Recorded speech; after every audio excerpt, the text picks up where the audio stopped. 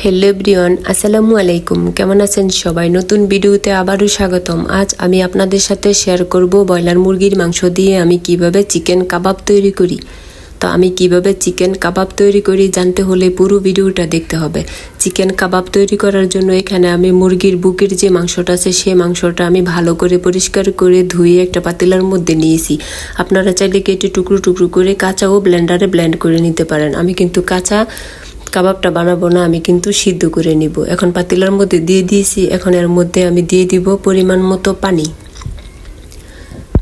দিয়েছি। এখন এর মধ্যে আমি দিয়ে দিব পরিমাণ মতো লবণ দিয়ে দিয়েছি। এখন আমি সরাসরি চুলায় বসিয়ে দিয়ে 5-7 মিনিট সিদ্ধ করে নিব। দেখেন পানিতে বলক উঠে গেছে আর মাংসটাও প্রায় সিদ্ধ হয়ে গেছে।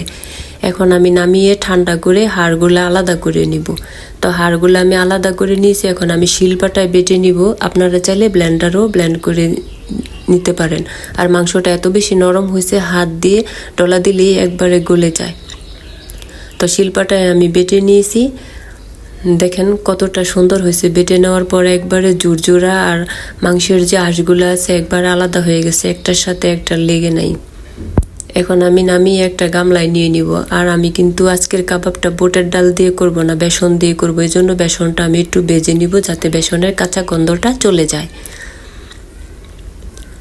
তো এখন আমি গামলার মধ্যে বেটে রাখা মাংসগুলো নিয়েছি। আর এইখানে আমি আলু সিদ্ধ করে তারপরে ম্যাশ করে নিয়েছি। এইখানে নিয়েছি কাঁচামরিচ, আর এইখানে আমি নিয়েছি পেঁয়াজ কুচি। তো পেঁয়াজ কুচির মধ্যে আমি লবণ দিয়ে 10 মিনিট আগে রেস্টে রেখেছিলাম। এখন পেঁয়াজ থেকে পানি ছেড়ে গেছে। এখন হাত দিয়ে নিগড়িয়ে তারপরে আমি গামলার মধ্যে পেঁয়াজ কুচিগুলো দিয়ে দিয়েছি।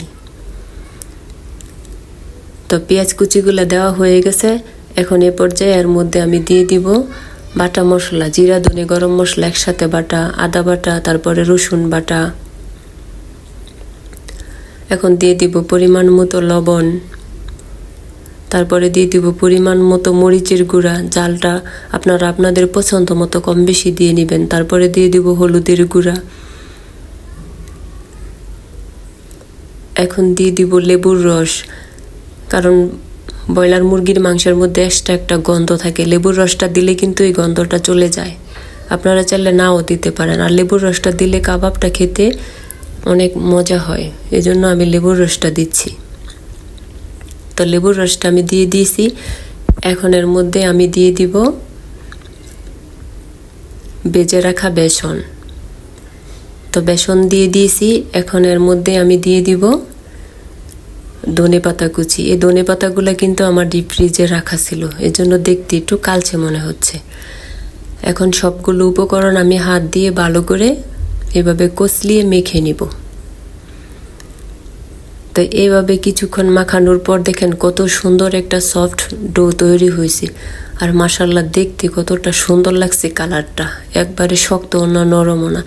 এখন আমি এইখান থেকে অল্প অল্প ডো হাতে নিয়ে গোল করে তারপরে চ্যাপটা করে কাবাবগুলা বানিয়ে নিব। দেখেন আমি কাবাবগুলা বানিয়ে নিয়েছি, সবগুলা কিন্তু একই সাইজ করে বানিয়ে নিয়েছি। এখন একটা বক্সের মধ্যে ভরে ডিপ ফ্রিজে রেখে অনেক দিন আপনারা খেতে পারবেন।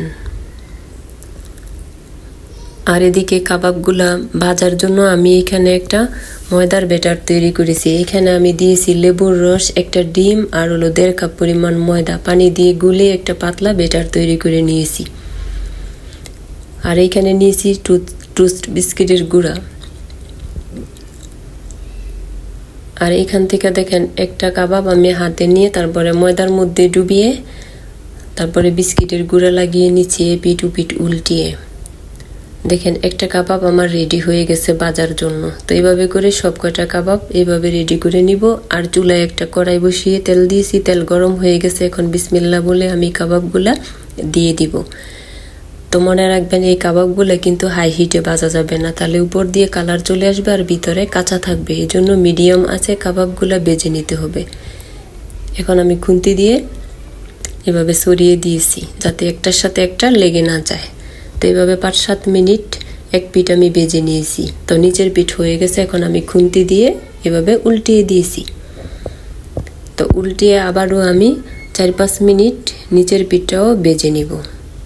তো এইভাবে 4-5 মিনিট পরে দেখেন কাবাবগুলা ব্রাউন কালার করে ভাজা হয়ে গেছে। এখন একটা ছাঁকনির সাহায্যে আমি নামিয়ে নিচ্ছি। আর এদিকে আমি একটা বাটির মধ্যে পেপার বিছিয়ে দিয়েছি আর কাবাবগুলো ঢেলে দিচ্ছি, যাতে এক্সট্রা যে তেলটা থাকে এই তেলটা যাতে কাগজের মধ্যে চুষে নেয়। তো এইভাবে করে সব কয়টা কাবাব আমি ভেজে নিয়েছি। দেখেন মাশাআল্লাহ আমার কাবাবগুলো ভাজার পর কতটা সুন্দর লাগছে। এখন আমি খাবারের জন্য পরিবেশন করে নিব। আর দেখেন কাবাবগুলো ফুলে ডাবল হয়ে আছে আর কতটা মুচমুচে। তো এখন পরিবেশনের জন্য আমি একটা প্লেটের মধ্যে কাবাবগুলো দিয়ে দিয়েছি আর দিয়েছি সস। এই সসগুলো কিন্তু তেঁতুলের সস। এই সসটাও কিন্তু আমার হাতে বানানো, ঘরের তৈরি করা। তো সব মিলিয়ে আমার ভিডিওটা কেমন হয়েছে কমেন্ট করে জানাবেন। ভিডিওটি যদি ভালো লাগে লাইক কমেন্ট শেয়ার করবেন। আজ এই পর্যন্তই, আল্লাহ হাফেজ।